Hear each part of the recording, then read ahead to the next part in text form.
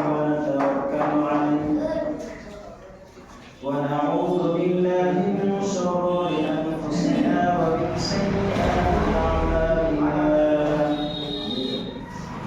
من يهده الله فلا مضل له ومن يضلله فلا هادي له الذي أرسله بالحق بشيرا ونذيرا وداعيا إلى الله بإذنه وسراجا منيرا أما بعد فأعوذ بالله من الشيطان الرجيم بسم الله الرحمن الرحيم قاف والقرآن المجيد بل عجبوا أن جاءهم منذر منهم فقال الكافرون هذا شيء عجيب أإذا متنا وكنا ترابا ذلك رجع بعيد قد علمنا ما تنقص الأرض منهم وعندنا كتاب حكيم بل كذبوا بالحق لما جاءهم فهم في أمر مريج أفلم ينظروا إلى السماء فوقهم كيف بنيناها وزيناها وما لها من فروج والأرض مددناها وألقينا فيها رواسي وأنبتنا فيها من كل زوج بهيج تبصرة وذكرى لكل عبد منيب ونزلنا من السماء ماء مباركا فأنبتنا به جنات وحب الحصيد والنخل باسقات لها طلع نضيد رزقا للعباد وأحيينا به بلدة ميتا كذلك الخروج كذبت قبلهم قوم نوح وأصحاب الرس وثمود وعاد وفرعون وإخوان لوط وأصحاب الأيكة وقوم تبع كل كذب الرسل فحق وعيد أفعينا بالخلق الأول بل هم في لبس من خلق جديد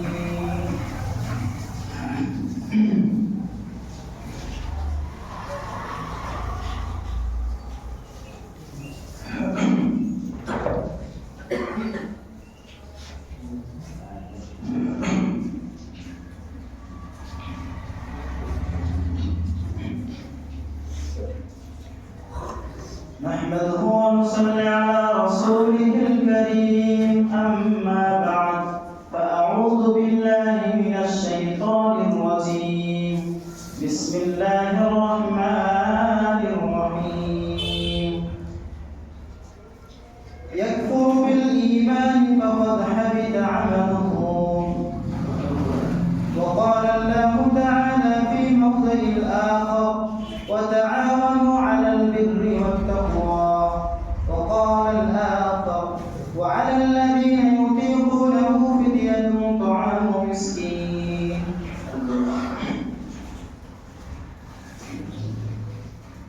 যাবতীয় প্রশংসা যাবতীয় স্তুতি উপাসনা আরাধনা সেই মহান আল্লাহ তাআলার জন্য যে আল্লাহ তাআলা আমাদেরকে এই রমাদান মাসে জীবিত রেখেছেন সেই সাথে সাথে সুস্থ রেখেছেন এবং যিনি আমাদেরকে রমাদান মাসের সিয়াম রাখার তৌফিক দান করেছেন সে আল্লাহর জন্য লাখ কোটি শুকরিয়া প্রশংসা হৃদয় ভরা কৃতজ্ঞতা আমরা সকলে বলি আলহামদুলিল্লাহ। তারপরে পরে বিশ্ব নবী, সর্বশ্রেষ্ঠ মহামানব, সর্বশেষ নবী জনাবে মুহাম্মদ রাসূলুল্লাহ সাল্লাল্লাহু আলাইহি ওয়াসাল্লামের উপর অসংখ্য অগণিত শান্তির ধারা অবতীর্ণ হোক। আল্লাহুম্মা সাল্লি আলাইহি, আল্লাহুম্মা বারিক আলাইহি। সম্মানিত উপস্থিতি, আজকের জুমার খুতবায় সংক্ষিপ্ত সময়ের মধ্য দিয়ে যে বিষয়টি আপনাদের সামনে আলোচনা করব সেটা হচ্ছে রমাদান বিষয়ে মাসআলা মাসাইল। রমাদান সম্পর্কিত কিছু গুরুত্বপূর্ণ মাসাইল সম্পর্কে আপনাদের সামনে আলোচনা করব। প্রথমে আমাদেরকে বুঝে নিতে হবে যে মাসআলা বলতে কি বোঝানো হচ্ছে, মাসআলা শব্দের অর্থটা কি, এটা আমাদেরকে জানতে হবে। মাসআলা মানে হচ্ছে যে কোনো বিষয় সম্পর্কে জানতে চাওয়া, জিজ্ঞেস করা বা প্রশ্ন করা। আর সাধারণত মাসআলা বলতে বোঝায় কোরআন হাদিস নির্দিষ্ট এমন কোনো বিষয় সম্পর্কে জানা, জিজ্ঞেস করা বা জেনে নেওয়া, যেটা সাধারণ মুসলমানদের জন্য জানা খুবই জরুরি। এটাকে বলা হচ্ছে মাসআলা। আর মাসআলা শব্দের বহুবচন হচ্ছে মাসাইল। তাহলে এই রমাদান বিষয়ক গুরুত্বপূর্ণ কিছু মাসআলা মাসাইল সম্পর্কে আপনাদের সামনে আলোচনা করব। এমন কিছু বিষয় যেগুলো আমাদের অনেকেরই মনে কিছু প্রশ্ন থাকতে পারে, কিছু বিষয় আছে যেগুলো জানা খুবই দরকার, কিন্তু আমরা সেগুলো সম্পর্কে খুব একটা ভালো ধারণা রাখি না, জানি না। সেই সম্পর্কে সংক্ষিপ্ত কিছু কথা আপনাদের সামনে আলোচনা। সম্মানিত উপস্থিতি, প্রথমে আপনাদের সামনে যে বিষয়টা আলোচনা করব সেটা হচ্ছে ইফতার সম্পর্কিত একটা বিষয়। যে ইফতার আপনি কখন করবেন, ইফতারের সঠিক সময়টা কোনটা, ইফতার সম্পর্কে অনেকে অনেক রকম কথা বলে থাকে। আমরা কেউ বলছে যে ইফতার যখন হওয়ার সময় হবে, ইফতার হওয়ার সাথে সাথেই করতে হবে। আরো কেউ সতর্কতা বশত 2-3-4 মিনিট পরেও ইফতার করে। বিশেষ করে এটা হানাফি মাযহাব ভাইদের মধ্যে বিশেষভাবে বেশি লক্ষ্য করা যায়। তো এই ক্ষেত্রে সঠিক সময় কোনটা? সঠিক সময়টা হচ্ছে যে ইফতারের সময় যখন হবে, ইফতারের সময় হওয়ার সাথে সাথেই ইফতার করবেন। এই ক্ষেত্রে কারো কোনো অপেক্ষায় থাকা চলবে না। এমনটা নয় যে আপনি মসজিদের যে ইমাম আযান দিবে, আপনি আযানের অপেক্ষায় থাকবেন, তারপরে আপনি ইফতার করবেন, এমনটা নয়। অবশ্যই মসজিদের ইমাম আযান দিবে, আযান শুনে আপনি ইফতার করবেন, এটা জায়েজ, বৈধ। কিন্তু সবচাইতে উত্তম নয়। সবচাইতে উত্তম হচ্ছে ইফতারের সময় যখন হবে, ইফতারের সময় হওয়ার সাথে সাথে আপনাকে ইফতার করতে হবে। আর এই ক্ষেত্রে আপনার সবচাইতে বিশেষ যে ন্যায়পরায়ণ ব্যক্তি আছে, নির্ভরযোগ্য কোনো মানুষ আলেম আছে, কিংবা এখন তো আধুনিক যুগে আমরা বাস করছি, জেলা ভিত্তিক, গ্রাম্য এলাকা ভিত্তিক আমরা রমাদান কেন্দ্রিক আমরা চার্টগুলো আমরা পেয়ে যাচ্ছি। আমাদের প্রত্যেকটা মানুষের বাড়িতে বাড়িতে আছে। সেই চার্ট কেন্দ্রিক আমাদেরকে দেখতে হবে ইফতারের সময় কোনটা। যে সময়টা আছে সেই সময় হওয়ার সাথে সাথে আপনাকে আমাকে ইফতার করতে হবে। এটাই হচ্ছে সবচাইতে সঠিক সময়। এই সম্পর্কে একটি হাদিস বর্ণিত আছে, সহিহ ইবনে খুযাইমা 2061 নম্বর হাদিস। সাহাবী ইবনে সা'দ রাদিয়াল্লাহু তাআলা আনহু থেকে বর্ণিত, তিনি বলেছেন যে রাসূলুল্লাহ সাল্লাল্লাহু আলাইহি ওয়াসাল্লাম বলেছেন, লা তাযালু উম্মতি আলা সুন্নতি মা লাম তানতাযির বিফিত্রিহা নুজুম। রাসূলুল্লাহ সাল্লাল্লাহু আলাইহি ওয়াসাল্লাম বলেছেন যে আমার উম্মত আসমানের তারকা, যতদিন আমার উম্মত আসমানের তারকা সমূহ স্পষ্ট হয়ে ওঠা পর্যন্ত ইফতারে দেরি না করবে, ততদিন আমার সুন্নতের উপর তারা প্রতিষ্ঠিত থাকবে। এছাড়া আরো অনেক হাদিস আছে ইফতার সম্পর্কিত, যে আমার উম্মত ততদিন পর্যন্ত বিজয়ী থাকবে যতদিন পর্যন্ত তারা ইফতার দ্রুত করবে, তাড়াতাড়ি ইফতার করবে। কাজে ইফতার বিলম্ব করা আমাদের উচিত নয়। ইফতারের যে দোয়াটা, ইফতারের দোয়া সঠিক দোয়া কোনটা? প্রথমত আমি আপনি বিসমিল্লাহ বলে ইফতার করব, তারপরে যখন ইফতার করা হয়ে যাবে তারপর আমাদেরকে বলতে হবে যাহাবাত জামাউ ওয়াতাল্লাতি রুহুকুম ওয়া সাবাতাল আজরু ইনশাআল্লাহ। এটা হচ্ছে সবচেয়ে শুদ্ধ সহিহ মাত্রার বর্ণনা। কিন্তু প্রচলিত একটি দোয়া আছে, যে দোয়াটি হচ্ছে আল্লাহুম্মা লাকা সুমতু ওয়া আলা রিজকিকা আফতারতু। এই দোয়াটি অত্যন্ত দুর্বল হাদিস দ্বারা প্রমাণিত। এটা আমাদেরকে বলা পরিত্যাগ করতে হবে। সঠিক যেটা দোয়া সেই দোয়াটা আমাদের অভ্যাস করে তুলতে হবে। তারপরে আসুন আরেকটা বিষয়, যে কোন ব্যক্তি সিয়াম রোজা রেখেছে মুসলমান, কিন্তু সে সিয়ামরত অবস্থায় কি করলো, মুরতাদ হয়ে গেল, অর্থাৎ ইসলাম ধর্মকে ত্যাগ করে অন্য কোনো ধর্ম গ্রহণ করলো, কিংবা সে নাস্তিক হয়ে গেল, ইসলাম ধর্ম পরিত্যাগ করলো। তো কোন ব্যক্তি যদি ইসলাম ধর্ম পরিত্যাগ করে দেয়, মুরতাদ হয়ে যায়, তাহলে এই ক্ষেত্রে তার সিয়ামের বিধানটা কি? এই ক্ষেত্রে আহলে ইলমদের সবাই একমত, কোনো মতভেদ ব্যাপারে নেই, সবাই একমত যে তার সেই সিয়াম ভঙ্গ হয়ে যাবে। এবং এই সম্পর্কে আল্লাহ সুবহানাহু ওয়া তাআলা বলেছেন সূরা মাইদার 5 নম্বর আয়াত, ইয়াকফুর বিল ঈমান ফাকাদ হাবিতা আমালুহু, যে কেউ ঈমান প্রত্যাখ্যান করবে তার সমস্ত কাজ, সমস্ত নেক আমল বাতিল হয়ে যাবে। তারপর আরেকটা বিষয়, যে আপনি সিয়াম পালন করছেন, আপনি রোজারত অবস্থায় আছেন, আপনি যদি মনে মনে এই নিয়তটা করেন, রোজা ভঙ্গ করার নিয়ত, যে আমি রোজা আজকে ভেঙে দিলাম, আমি আজকে আর রোজা করবো না, আজকে আমি রোজা রাখবো না, এরকম আপনি যদি নিয়ত করেন, সেটা মনে মনে আপনি বলেন অথবা আপনি প্রকাশ্যভাবে বলেন, আপনি যদি নিয়ত করে নেন যে আপনি রোজা রাখবেন না, ভেঙে দিলেন, তাহলে আপনার রোজা ভেঙে যাবে। কারণ সিয়াম এমন একটা গুরুত্বপূর্ণ ইবাদত যে এর সঙ্গে সবসময় নিয়তটা কিন্তু জারি থাকতে হবে। নিয়ত খুবই গুরুত্বপূর্ণ একটা বিষয়।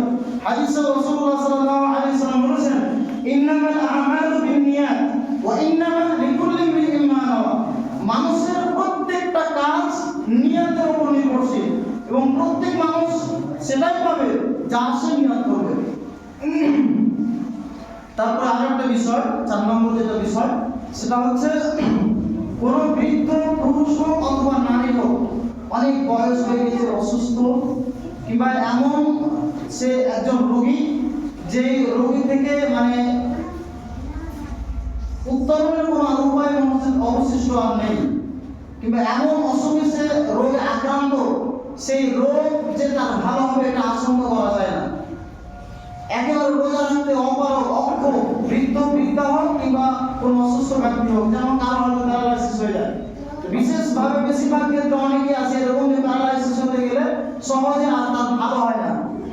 তো এইরকম কোনো রোগ যদি আশঙ্কা দেখা দেয়, যে রোগ হয়েছে, সুস্থ হওয়ার আর কোনো সম্ভাবনা নেই, ডাক্তারও তাকে বলে দিয়েছে, কিংবা বৃদ্ধা হয়ে গেছে, রোজা রাখতে আর পারবে না, কোনো এরকম একটা অবস্থা, তাহলে এই ক্ষেত্রে সামর্থ্যবান ব্যক্তিদের উচিত যে এরকম অবস্থার মধ্যে পড়বে, যে সে সিয়ামটাকে ছাড়তে পারবে, সে রোজা আর রাখবে না, বরং সে কি করবে, প্রত্যেকটা রোজার পরিবর্তে একজন করে মিসকিনকে সে খাবার দান করবে। এই কথাই আল্লাহ তাআলা বলেছেন সূরা বাকারা 84 নম্বর আয়াত। আল্লাহ তাআলা বলেছেন, ওয়া আলাল্লাযীনা ইউতিকুনাহু ফিদিয়াতুন তু'আমু মিসকিন, আর যারা রোজা রাখতে অক্ষম, তার পরিবর্তে তারা একজন মিসকিনকে খাদ্য দান করবে। তারপর আরেকটা বিষয়, যে রোজাদার ব্যক্তি সাইম মানে হচ্ছে রোজাদার ব্যক্তি, যে রোজা রাখছে, তো সেই রোজাদার ব্যক্তি যদি চোখে ড্রপ দেয়, কানে ড্রপ দেয়, তাহলে সেই ড্রপটা যদি দেওয়ার ফলে পাকস্থলীতে বা কণ্ঠনালীতে যদি না পৌঁছায়, তাহলে তার সিয়াম নষ্ট হবে না, কিন্তু তার পাকস্থলীতে বা কণ্ঠনালীতে যদি পৌঁছে যায়, তাহলে তার সিয়াম ভঙ্গ হয়ে যাবে। এক্ষেত্রে বলা হয়েছে ফাতোয়া ইবনে উসাইমিন, তিনি আল্লামা ইবনে উসাইমিন রাহিমাহুল্লাহ তিনি কথা বলেছেন, এবং আরো অনেক ফাকিহগণ, মুহাদ্দিসগণ তারা বলেছেন যে যদি চোখে বা কানে ড্রপ দেয়, আর সেটা যদি পাকস্থলীতে বা খাদ্যনালীতে, কণ্ঠনালীতে পৌঁছে যায়, তাহলে রোজা ভঙ্গ হয়ে যাবে। তারপরে আরেকটা বিষয়, সেটা হচ্ছে যে আপনি রোজা আছেন, আপনি ভুলবশত কোনো খাবার খাচ্ছেন, পানি পান করছেন, আপনার একটু স্মরণে নেই, আপনি ভুলে গেছেন, অনেক সময় আমাদের এরকম হয়ে যায়, তো ভুলবশত কোনো খাবার যদি আপনি খেয়ে নেন, এই ক্ষেত্রে আপনি কি করবেন, রোজা ভঙ্গ করে দেবেন, নাকি আপনি সেই রোজাটাকে অব্যাহত রাখবেন, জারি রাখবেন? এক্ষেত্রে সঠিক যে কথাটা হচ্ছে, আপনার রোজা ভঙ্গ হবে না। ভুলবশত কোনো খাবার যদি আপনি গ্রহণ করেন, পানি পান করেন, আপনার রোজা ভঙ্গ হবে না। রাসূলুল্লাহ সাল্লাল্লাহু আলাইহি ওয়াসাল্লাম হাদিসে বলেছেন, যে সেখানে বর্ণনা করা হয়েছে, আল্লাহ রাসূল বলেছেন যে আল্লাহ তাআলা বরং সেই ব্যক্তিকে পানি পান করাচ্ছেন বা খাবার খাওয়াচ্ছেন, যে ব্যক্তি ভুলে কোনো কিছু খাবার খাচ্ছে বা পানি পান করছে।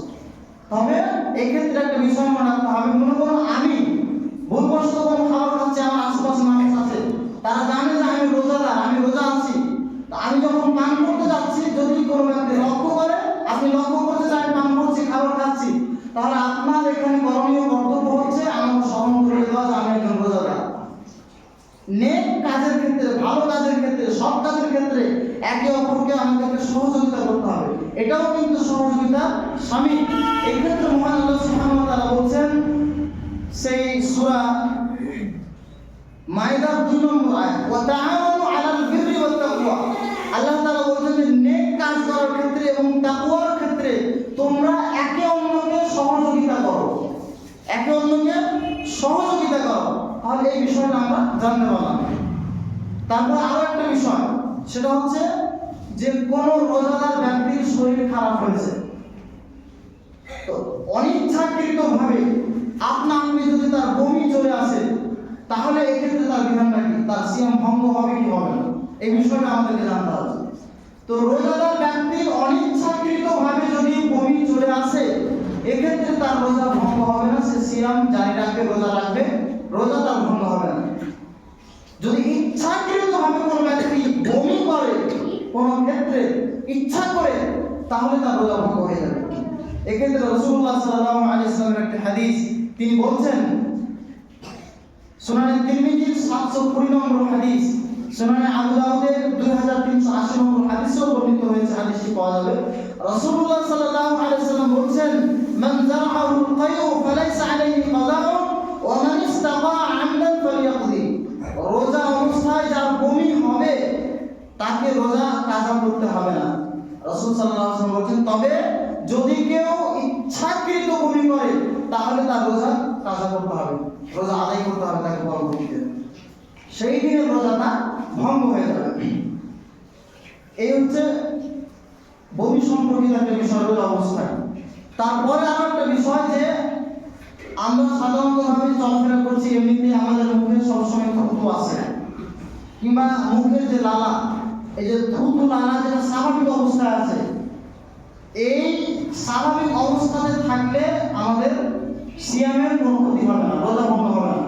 কিন্তু আমার মুখে অনেকগুলো থুতু আমি জমিয়ে রেখেছি, কিংবা কফ কাশি আমার মুখের মধ্যে আমি রেখেছি, বা গলায় আমার চলে এসেছে, এক্ষেত্রে সেটাকে গলাধকরণ করে নিলে রোজা লাগবে না, গলায় গিলে নিলে আপনার রোজা ভেঙে যাবে। তো এই ক্ষেত্রে আমাকে আপনাকে খুব সতর্ক থাকতে হবে, যাতে করে আমার অতিরিক্ত সেই থুতু, জমিয়ে রাখা থুতু, কফ কিংবা কাশি আমার গলার ভিতরে না চলে যায়, সতর্ক থাকতে হবে, গিলে ফেলে আপনার রোজা ভঙ্গ হয়ে যাবে। তবে এমনিতে স্বাভাবিক যে আমার মুখটা ভিজে থাকছে, থুতুগুলো আছে, এগুলো তো কোনো সমস্যা নেই। বরং আপনি মুখে যদি স্বাভাবিক থুতুটা যেটা আপনার স্বাভাবিক ভিজে আছে, এটাকে যদি আপনি বারবার করে ফেলে দেন, তাহলে কি হবে? আপনার রোজা রাখতে কষ্ট হবে, আপনার গলা শুকিয়ে যাবে, আপনি রোজা রাখতে পারবেন না। সম্মানিত উপস্থিতি, তারপর আরো একটা বিষয়, রোজাদারের শরীর থেকে যদি রক্ত নির্গত হয়, তাহলে এক্ষেত্রে তার রোজা লাগবে কি লাগবে না। এক্ষেত্রে আমাদের সমাজের বেশিরভাগ মানুষের ধারণা যে রোজা থাকা অবস্থায় যদি কোনো জায়গায় কেটে যায়, রক্ত বের হয়, নাক থেকে রক্ত বের হচ্ছে, কান থেকে রক্ত বের হচ্ছে, তাহলে নাকি রোজা ভঙ্গ হয়ে যাবে, এরকমটা আমাদের ধারণা আছে। কিন্তু এই ধারণা আমাদের সঠিক নয়। রোজা থাকা অবস্থায় শরীর থেকে রক্ত যদি বের হয়, তাহলে কিন্তু রোজা ভঙ্গ হবে না।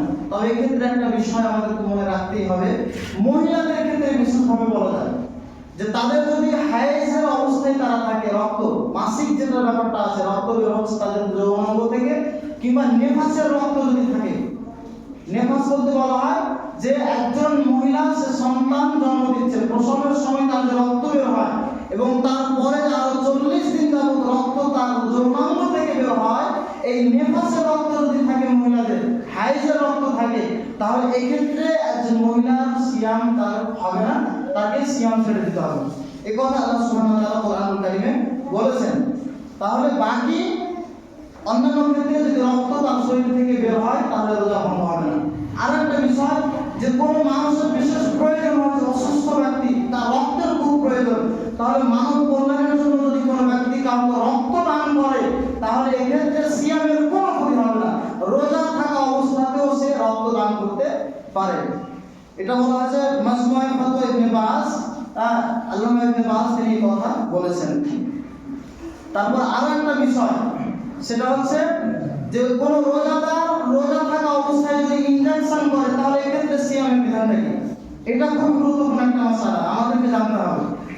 তো ইনজেকশন তো অনেক রকমের আছে, যারা ডাক্তার আছেন তারা আপনারা ভালোভাবে জানবেন, অনেক রকমের। তবে সাধারণত আমরা বলতে পারবো এটা যে এক প্রকার ইনজেকশন যেটা খাদ্য উপাদানের কাজ করে না, যেটা ঔষধি ইনজেকশন আমরা বলতে পারি। যে ইনজেকশনটা সাধারণত করা হয় চামড়াতে করা হয়, শিরায় করা হয়, এই জাতীয় মানে ঔষধি ইনজেকশন যদি করে তাহলে সিয়াম নষ্ট হবে না, রোজা নষ্ট হবে না।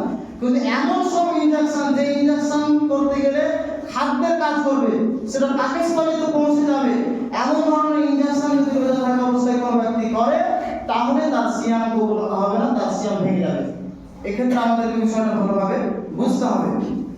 তারপর আরো একটা বিষয়, আমাদের সমাজে কিছু প্রচলিত ভুল ধারণা আছে, সেটা হচ্ছে যে কোনো ব্যক্তি যদি সারাদিন ঘুমিয়ে ঘুমিয়ে কাটিয়ে দেয়, অধিকাংশ সময়টাকে ঘুমের মাধ্যমে পার করে দেয়, তাহলে তার সিয়াম ভঙ্গ হয়ে যাবে, এরকম আমাদের সমাজের মানুষের ধারণা আছে। এই ধারণাও কিন্তু সঠিক নয়। যদি ঘুমের কারণে অধিকাংশ সময়টা ঘুমের মাধ্যমে পার করে দিচ্ছে, 5 ঘন্টা 6 ঘন্টা 7 ঘন্টা দিনের বেলায় ঘুম পার করছে, একবেলা তো ঘুমিয়েই কাটিয়ে দিয়েছে, তাহলে এক্ষেত্রে তার সিয়াম ভঙ্গ হবে না, সিয়াম ভাঙবে না। তবে এটা কিন্তু একজন মুমিনের বৈশিষ্ট্য নয়। সিয়ামরত অবস্থায় সময়টাকে যথেষ্টভাবে কাজে লাগবে, আল্লাহর ইবাদত জিকির আজকারের সময়টাকে ব্যয় করবে। তবে এই ক্ষেত্রে একটা গুরুত্বপূর্ণ মাসআলা, সেটা আমাদের জানতে হবে, যদি কোনো ব্যক্তি অসুস্থ হওয়ার কারণে, শরীরের দুর্বলতার কারণে একেবারে সারাদিন হয়তো দেখা গেছে সে বেহুঁশ হয়ে আছে, তার জ্ঞান নেই, অজ্ঞান হয়ে গেছে, আর এইরকম যদি বেহুঁশ হয়ে থাকে, সারাদিন কোনো জ্ঞানই ফিরল না, তাহলে তার রোজা হবে না, তাকে পরবর্তীতে তাকে রোজা আদায় করতে হবে। তারপর আরো একটা বিষয়, ভুলের ব্যাপারটা বললাম যে ভুল করে যদি কোনো কিছু পান করে নেয়, খাবার খেয়ে নেয়, তাহলে তো রোজা ভঙ্গ হবে না, এতে কোনো সমস্যা নেই। তারপর আরো একটা বিষয়, যে এটা খুবই গুরুত্বপূর্ণ, যে রাত্রিবেলায় আপনি আপনার স্ত্রীর কাছে ঘুমিয়েছেন, রাত্রে সহবাস হয়েছে, তারপর আপনি গোসল করেননি, আপনি ঘুমিয়ে গেছেন, আপনি এমন অবস্থায় জেগেছেন, সেই অবস্থায় যদি আপনি খাবার খেতে যান তাহলে গোসল করা হবে না, আর গোসল যদি করতে যান তাহলে খাবার খাওয়া হবে না। এক্ষেত্রে আপনি কি করবেন? এই ক্ষেত্রে আমার আপনার করণীয় হচ্ছে যে আগে খাবার খেয়ে নেওয়া, যদি সময় না থাকে, সময় যদি থাকে যথেষ্ট পরিমাণ, তাহলে আপনি আগে গোসল সেরে নিন, কিন্তু সময় যদি না থাকে তাহলে আপনি আগে খাবার গ্রহণ করবেন, তারপরে আপনি গোসল করে আপনি সালাত আদায় করবেন। এমনটা করবেন না যে আপনি জরুরি অবস্থায় উঠলেন, আপনি খাবার সাহায্য করে নিলেন, তারপর আপনি আর গোসল করলেন না, নামাজ পড়লেন না, নামাজ না পড়ে আপনি ঘুমিয়ে গেলেন, এমন ব্যাপার আপনার জন্য বৈধ নয়। আপনাকে খাবার গ্রহণ করার পর, সাহায্য খাওয়ার পরে পরে আপনাকে কি করতে হবে? গোসল করে আপনাকে ফরজ নামাজ আদায় করতে হবে, ফজরের সালাত আপনাকে আদায় করতে হবে। পুরুষ যারা আছেন জামাতের সঙ্গে আদায় করতে হবে, মহিলারা তারা বাড়িতে করবে, এবং তাদের যদি মসজিদের ব্যবস্থা থাকে তারা মসজিদে তারা নামাজ আদায় করতে পারে। তবে মহিলাদের জন্য সর্বোত্তম হচ্ছে বাড়িতে সালাত আদায় করা। সম্মানিত উপস্থিতি, এক্ষেত্রে একটি কথা আলোচনা প্রসঙ্গে যেহেতু মনে আসলে এই জন্য বলে দিই, আমাদের সমাজে অনেক মানুষ আছে যারা ফজরের সালাত আদায় করছেন না। এরকমটা কানে আমার এসেছে যে সাহারি খাওয়ার পরে ঘুমিয়ে যাচ্ছেন, ফজর সালাত আদায় করছেন না, কিংবা আরো অন্যান্য সালাতের ব্যাপারে চরমভাবে অমনোযোগী, অবহেলা, সিয়াম রোজা রাখছেন কিন্তু সালাত আদায় করছেন না। এক্ষেত্রে আমাদেরকে মনে রাখতে হবে, আপনি যদি রোজা রাখেন কিন্তু সালাত আদায় যদি আপনি না করেন, আপনার রোজা কিন্তু আপনার পুরো হবে না। কারণ সিয়ামের বিধানটা আল্লাহ তাআলা দিয়েছেন মুমিনদের জন্য, মুমিনদের উপর ফরজ। আল্লাহ তাআলা বলেছেন, ইয়া আইয়ুহাল্লাযীনা আমানু কুতিবা আলাইকুমুস সিয়াম কামা কুতিবা আলাল লাযীনা মিন ক্বাবলিকুম লাআল্লাকুম তাত্তাকুন। এই আয়াতে যে আল্লাহ তাআলা সিয়ামটাকে ফরজ করেছেন, কাদের উপর ফরজ করেছেন? প্রথমে তো আল্লাহ তাআলা সম্বোধন করেছেন যে ইয়া আইয়ুহাল্লাযীনা আমানু, হে ঈমানদারগণ। তাহলে ঈমানদার হওয়ার জন্য, মুসলমান হওয়ার জন্য অন্যতম একটা মৌলিক ফরজ যে বিধান, সেটা হচ্ছে সালাত, নামাজ, 5 ওয়াক্ত দৈনিক নামাজ আদায় করা বাধ্যতামূলক ফরজ, আপনাকে আদায় করতে হবে। রাসূলুল্লাহ সাল্লাল্লাহু আলাইহি ওয়াসাল্লাম বলেছেন, বাইনাল আবদি ওয়াল কুফরি তারকুস সালাত। কাফের এবং মুসলমানদের মধ্যে পার্থক্য হচ্ছে সালাত আদায় করা। যে ব্যক্তি সালাত আদায় করে সেই তো মুসলিম, যে ব্যক্তি সালাত আদায় করে না সে মুসলমান নয়। যদিও আমরা মুসলমান পরিবারে জন্ম হয়েছে, আমাদের নিজেকে মুসলিম হিসেবে পরিচয় দিই, গরুর মাংস খাই, কিন্তু এসব দাবি করলে মুসলমান হওয়া যায় না। মুসলমান হওয়ার জন্য আমাকে নিয়মিত আমাকে প্রতিদিন 5 ওয়াক্ত সালাত আপনাকে আদায় করতে হবে। অতএব আপনি যদি রোজা রাখেন অথচ সালাত আদায় করছেন না, আপনার রোজা, আপনার সিয়াম আল্লাহর কাছে গ্রহণ হবে না, কবুল হবে না। এক্ষেত্রে সালাতের প্রতি আমাদের চরমভাবে মনোযোগী হতে হবে। তারপর আরো একটা বিষয়, যে রোজা থাকা অবস্থায় আপনি উযু করবেন, যখন উযু করা আপনি নাকে পানি দিচ্ছেন, নাকে পানি টানছেন কিংবা কুলি করছেন, বড় বড় করছেন আপনি, এক্ষেত্রে আমাদেরকে একটু সতর্ক থাকতে হবে যে আপনি অনিচ্ছাকৃতভাবে গলা যদি পানি চলে যায় গড়গড়া করতে গিয়ে কিংবা নাকে পানি দিতে গিয়ে, তাহলে সেক্ষেত্রে রোজা ভঙ্গ হবে না। কিন্তু ইচ্ছা করে আপনি নাকে পানি দিচ্ছেন যাতে করে ভালোভাবে নাকটা পরিষ্কার করে দিয়ে আপনার পানি ঢুকে যাবে, এক্ষেত্রে যদি হয়ে যায় আপনার রোজা ভঙ্গ হয়ে যাবে। এই জন্য রাসূলুল্লাহ সাল্লাল্লাহু আলাইহি ওয়াসাল্লাম বলেছেন যে তোমরা নাকে পানি দাও, নাকে পানি টানো, তবে ভালোভাবে গড়গড়া করে কুলি করো ঠিক আছে, কিন্তু সিয়ামরত অবস্থায় একটু সতর্ক থাকবে, এই অবস্থা তোমরা করবে না। তারপরও যদি সিয়ামরত অবস্থায় আমরা ভালোভাবে গড়গড়া করি, কুলি করি, নাকে পানি দিই, টানি, তাহলে আমাদের সতর্ক থাকতে হবে যাতে সেই পানি গলায় আমাদের প্রবেশ না করে। গলাতে প্রবেশ করলে কিন্তু সেটা কি হবে, সিয়াম ভঙ্গ হয়ে যাবে। তারপর আরো একটা বিষয়, সেটা হচ্ছে যে রোজা থাকা অবস্থায় একজন রাঁধুনি হোক সে পুরুষ অথবা মহিলা যদি খাবার চিখে থাকে, তাহলে এক্ষেত্রে বিধানটা কি তার সিয়াম হবে নাকি ভঙ্গ হয়ে যাবে, এক্ষেত্রে আমাদের বিধানটা জানতে হবে, মশলাটা আমাদেরকে জানতে হবে। খুবই গুরুত্বপূর্ণ একটা মশলা, মহিলাদের ক্ষেত্রেও বিশেষভাবে এটা প্রয়োজন হয়। অনেক পরিবারে দেখা যায় এমন স্বামী আছে একটু যদি লবণ ঝাল যদি কম বেশি হয়ে যায় তাহলে স্ত্রীকে অনেক রকমের কথা শোনায়, স্ত্রীর উপর তাকে প্রহার করে, অত্যাচার করে, এটা কিন্তু ঠিক নয়। এক্ষেত্রে আমাদের যারা প্রত্যেকটা মানুষ যারা স্বামী হিসেবে আছেন সতর্ক থাকতে হবে, স্ত্রীর উপর নমনীয় আচরণ করতে হবে, তাদের প্রতি ভালোবাসা উদাহরণ করে দিতে হবে, তাদের প্রতি কঠোর হওয়া যাবে না। লবণ ঝাল কম বেশি হতে পারে, কিন্তু অনেক নিমুখ হারাম স্বামী আছে শয়তান বদমাইশ টাইপের, একটু লবণ ঝাল কম বেশি হয়ে গেলে স্ত্রীর উপর অত্যাচার করে। তো প্রয়োজন যদি হয়, প্রয়োজন ক্ষেত্রে একজন রাঁধুনি হোক সে পুরুষ অথবা নারী সে খাবার চিখে দেখতে পারে, লবণ ঝাল কেমন হয়েছে চিখে দেখতে পারে, এটা সিয়ামের কোনো ভঙ্গ হবে না। তবে প্রয়োজন ক্ষেত্রে যদি এমন কোনো রাঁধুনি থাকে যে দেখা যাচ্ছে যদি নাও চিখে দেখে খাবার তারপরে সে ভালো রান্না করতে পারবে, লবণ ঝাল কোনো সমস্যা হবে না, তাহলে এক্ষেত্রে তার চিখে না দেখাটাই উত্তম। প্রয়োজন যদি হয়, আল্লামা ইবনে তাইমিয়া, আহমদ ইবনে হাম্বল এনারা বলেছেন যে অপ্রয়োজনে খাবার চিখে দেখে এটা হচ্ছে মাকরুহ, অপছন্দনীয়, এটা দোষণীয়। কিন্তু প্রয়োজন যদি হয় তাহলে রান্না খাবার চিখে দেখতে পারে, তবে শর্ত হচ্ছে এটাই যে সেই খাবার যাতে করে গলায় প্রবেশ না করে, সেটা চিখে দেখে আপনাকে তৎক্ষণাৎ সঙ্গে সঙ্গে আপনাকে ফেলে দিতে হবে, তাহলে কিন্তু সেই খাবার চিখে দেখা যায়। আরো একটা মশলা আমাদেরকে জানতে হবে, সেটা হচ্ছে যে আপনি ফজরের সাহারি খাবার নিয়ত করে আপনি ঘুমালেন, কিন্তু আপনি ঘুম থেকে জানতে পারলেন না, আপনার ঘুমই ভাঙলো না, কিংবা বাড়িতে এমন হয়েছে আপনার বাড়িতে কারো ঘুম ভাঙেনি, কেউ জানতে পারেনি, এক্ষেত্রে আপনি কি করবেন, সিয়াম রাখবেন নাকি রাখবেন না? এক্ষেত্রে যেটা বিধান হচ্ছে যে সাহারি খাওয়াটা ফরজ বিধান নয়, অবশ্যই এটা গুরুত্বপূর্ণ একটা সুন্নাত, সাহারিতে বরকত রয়েছে, রাসূলুল্লাহ সাল্লাল্লাহু আলাইহি ওয়াসাল্লাম সাহারি খেতে বলেছেন। কিন্তু ঘুমের কারণে, ঘুম না ভাঙার জন্য যদি আমরা উঠতে না পারি, তাহলে এক্ষেত্রে আমরা সিয়ামটাকে রাখবো, আমরা সিয়াম ছেড়ে দেবো না, আমরা সিয়ামের নিয়ত আমরা করে নেবো, আমরা সিয়ামটাকে অব্যাহত রাখবো। সাহারি যদিও আমরা না খাই তাহলে কিন্তু আমরা সিয়াম রাখতে পারি, এতে সিয়ামের কোনো রকমের ক্ষতি হবে না। সম্মানিত উপস্থিতি, এই ছিল অল্প সময়ের মধ্যে সিয়াম সম্পর্কিত গুরুত্বপূর্ণ কিছু মাসাইল। আল্লাহ সুবহানাহু ওয়া তাআলার কাছে সর্বশেষে প্রার্থনা করি তিনি যেন আমাদেরকে সিয়াম সম্পর্কে যে মাসাইলগুলো জানলাম, এছাড়া আরো যে বিষয়গুলো আছে সেগুলো ভালোভাবে জানতে পেরে নিখুঁতভাবে আমরা রমাদান মাসের সিয়াম পালন করতে পারি। এবং সর্বোপরি আল্লাহ রাব্বুল আলামিনের কাছে আরো প্রার্থনা করি আল্লাহ তাআলা আমাদের সকলকে যেন এই সিয়ামকে ভালোভাবে পালন করার, সিয়াম করার এবং সিয়াম সম্পর্কিত যে বিষয়গুলো আছে, আমলগুলো আছে, সেগুলো যেন আমাদের প্রত্যেককে পুঙ্খানুপুঙ্খভাবে আমল করার তৌফিক দান করেন। আমরা সকলে বলি আমিন। আল্লাহুম্মা সাল্লি আলা মুহাম্মাদ ওয়া আলা আলি মুহাম্মাদ কামা সাল্লাইতা আলা ইব্রাহিম ওয়া আলা আলি ইব্রাহিম ইন্নাকা হামিদুম মাজিদ। আল্লাহুম্মা বারিক